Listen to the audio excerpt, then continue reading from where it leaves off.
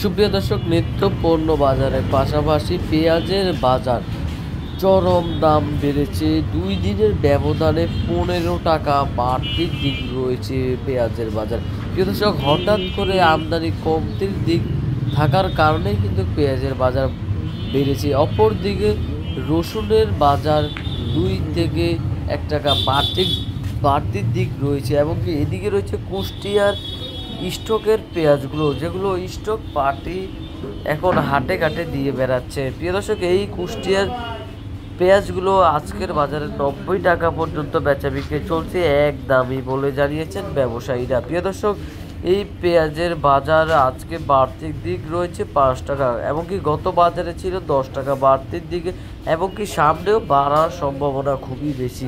এমনকি এই প্রিয় দর্শক, এই পেঁয়াজের বাজার আমদানি কমের কারণে কিন্তু পেঁয়াজের বাজার বাড়তির দিক রয়েছে, এমনকি এইদিকে রয়েছে দেশি নাটোরের রসুন।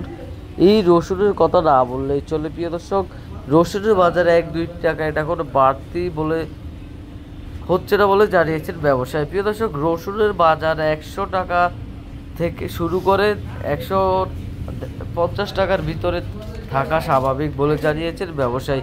এমনকি এগুলো রাজবাড়ির রসুন, এগুলো আজকের বাজারে সর্বনিম্ন 50 টাকা এবং সর্বোচ্চ 65 টাকার ভিতরে বেচা বিক্রি চলছে। প্রিয় দর্শক, রসুনের বাজার বাড়ার কোনো সম্ভাবনা নেই, কারণ সামনেই নাকি নতুন রসুন আসার সম্ভাবনা একটু বেশি বলে জানিয়েছেন ব্যবসায়ীরা।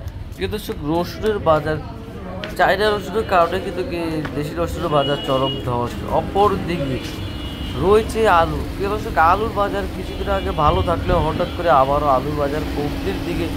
যেমন আজকের বাজারে 15 টাকা থেকে সর্বনিম্ন 15 টাকা এবং সর্বোচ্চ 18 টাকার ভিতরে বেচা বিক্রি চলছে। এবং কি সুপ্রিয় দর্শক, এই আলুর